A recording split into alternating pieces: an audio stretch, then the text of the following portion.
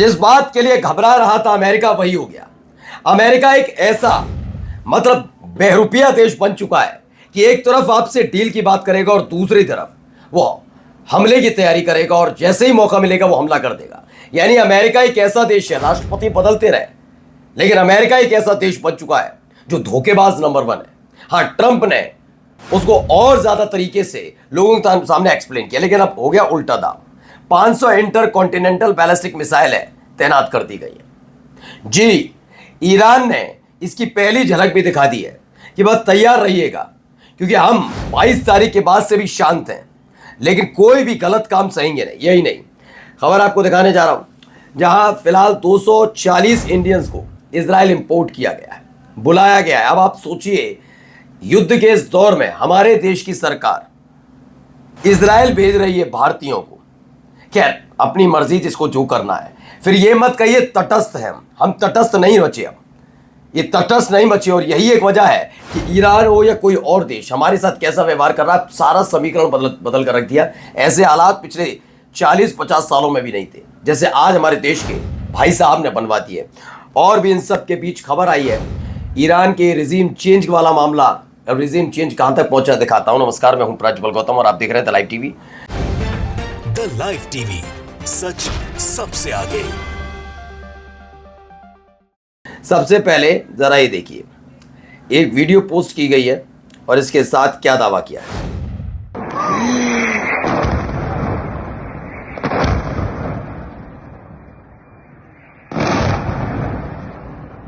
तो इस वीडियो के साथ एक दावा किया गया है। दावा है, द ईरानियन आर्मी ने ऐलान कर दिया है, पहली बार प्रिपरेशन कर रहा है 500 इंटर कॉन्टिनेंटल बैलिस्टिक मिसाइल को दागने का, अगर गलती से भी अमेरिका की तरफ से कोई अटैक होता है। यही नहीं, उन्होंने कहा अगर if Iran is attack the American territories themselves will be attacked including the capital Washington DC and New York City. उन्होंने कहा वाशिंगटन जो है उसके साथ न्यूयॉर्क दोनों पर बड़े हमले होंगे, क्योंकि 500 इंटर कॉन्टिनेंटल बैलिस्टिक मिसाइल सामने आएगी। देखिए, पहले मैं आपको एक बात बता दूं कि खामनेई साहब, मुस्तफा खामनेई साहब नहीं, अली खामनेई साहब थे, उनके सामने ईरान के कई जो हथियार विशेषज्ञ हैं उन्होंने रखा था कि हमें 5000 किलोमीटर की मारक क्षमता वाली मिसाइल बनानी चाहिए। उन्होंने हमेशा इस बात को खारिज किया कि इसकी ज़रूरत नहीं, हमें सिर्फ रक्षा करनी है। और ये बात क्लियर थी, ये सार्वजनिक है, मैं कोई नई जानकारी वैसी वाली नहीं बता रहा कि मैं गुप्त सूत्रों से कोई बता रहा हूँ। ये क्लियर बात थी। ये कई बार चीज़ें भी सामने आई कि वो कभी नहीं चाहते थे कि ऐसी बैलिस्टिक मिसाइल बने, लेकिन खामनेई साहब के इंतकाल और जिस तरह से उनका इंतकाल हुआ उसके बाद चीज़ें बदली हैं। अब इंटर कॉन्टिनेंटल बैलिस्टिक मिसाइलें ईरान ने तैयार कर ली हैं, और न केवल तैयार करी हैं बल्कि अमेरिका भी जानता है कि अगर इसका इस्तेमाल किया गया तो उनके कई शहर बर्बाद हो जाएंगे। अब इन सब के बीच एक खबर अपने देश से जुड़ी भी दिखानी ज़रूरी हो जाती है। Israel imported 240 Indians as part of new plan to expand settlements in northern Palestine with official aiming to bring 1000 more in the coming years. अब भारतीय को 240 भारतीयों को फिलहाल इजराइल बुलाया गया है। अब इसमें सारे यहूदी हैं क्या है क्लियर नहीं ये है, लेकिन फिलहाल 240 भारतीयों को इजराइल बुलाया गया है। जैसे ये इजरायली फ़िलिस्तीनियों की ज़मीन पर सेटलमेंट के नाम पर कब्ज़ा करते रहे, इन 240 भारतीयों का इस्तेमाल किया जाना है फ़िलिस्तीन की ज़मीन पर कब्ज़ा करने के लिए और फ़िलिस्तीन की ज़मीन पर कब्ज़ा करने के लिए। अब सोचिए, इसमें हम तटस्थ की भूमिका में है, किसके आदेश पर इसे भेजा जा रहा है इनको, और क्यों ऐसे नेतन्याहू जैसे घिनौने आदमी के कहने पर किया जा रहा है, ये सवाल है। चलिए अगला देखिए। Trump thought that he can overthrow the Iranian government in 3 days. He wants to take over Iranian oil. This is not an analysis. This is his interview with Financial Times the other day. He says that he wants to take, I'm quoting him, take Iranian oil. तो बताया जा रहा है Trump को केवल क्या चाहिए, Iran का ऑयल चाहिए। ईरान का तेल जो रज़ा पहलवी के वक्त बड़े आसानी से उनके पास आ जाता था, सिर्फ वो चीज़ चाहिए उनको। इसके अलावा कुछ और चीज़ों की ज़रूरत है ही नहीं, और इसके लिए वो कितने लोगों की जान ले ले उसे परवाह नहीं, कोई लेना देना नहीं। देखिए यहाँ पर भी बता रहे हैं। Well, Laura, it is over, and more importantly, I think what they're getting an example of very specifically is President Trump's new doctrine, and it's the Hitchhiker's Guide to Sea Control and Freedom of Navigation. And the European concession is it's their culture.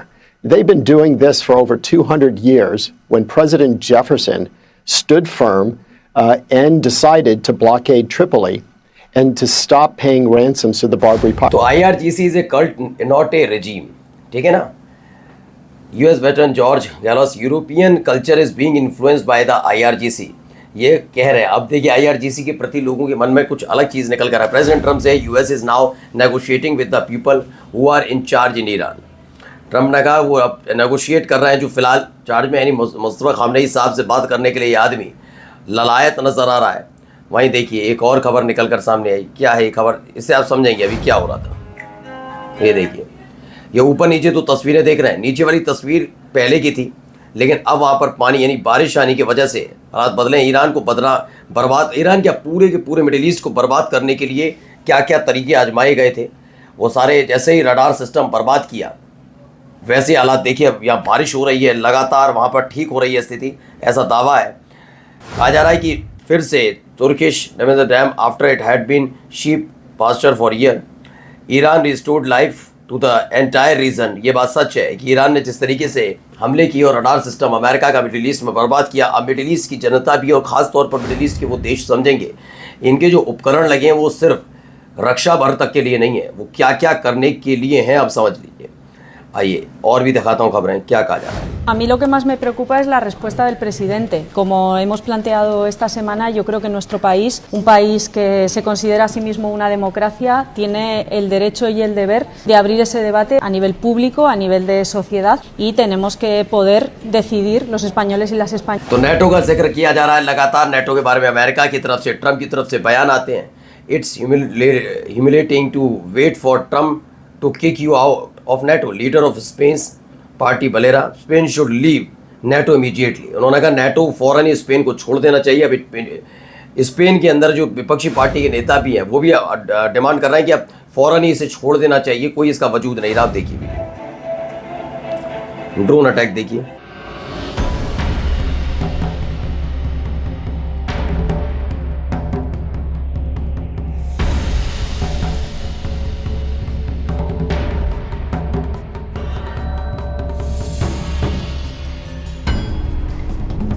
तो कैसे Israel का एक command vehicle पूरी तरह से ध्वस्त कर दिया। हिजबुल्लाह ने FPV ड्रोन स्ट्राइक की।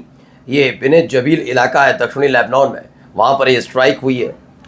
अब एक और तस्वीर, एक और वीडियो निकल कर सामने में तस्वीर है जिसमें बताया जा रहा है कि अमेरिका से आयरलैंड और ब्रिटेन के रास्ते ये फ्रांस को थोड़ा छोड़कर ये पूरे इस इलाके से होते हुए निकल रहे हैं जहाज़। ये लगातार प्लेन इजराइल तक पहुंच रहे हैं। इजिप्ट, जॉर्डन माफ़ी चाहूँगा, इजिप्ट नहीं जॉर्डन, ये तमाम इलाके में पहुंच रहे हैं। ये कौन से इलाके हैं, क्या हो रहा है? दरअसल सैटेलाइट रडार से पता लगा है कि अमेरिका के एयरलिफ्ट कर रहा है, भारी तादाद में हथियारों को इकट्ठा कर रहा है मिडिल ईस्ट के अंदर और ख़ास तौर पर इजराइल के अंदर। ये भी एक खबर निकल कर सामने आई कि वहाँ किस तरह के हालात हैं।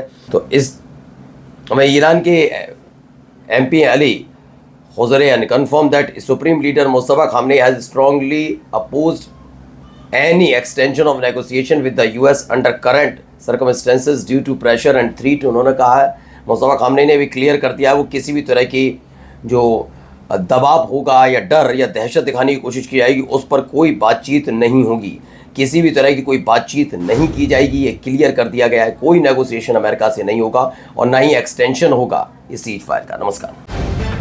द लाइव टीवी, सच सबसे आगे।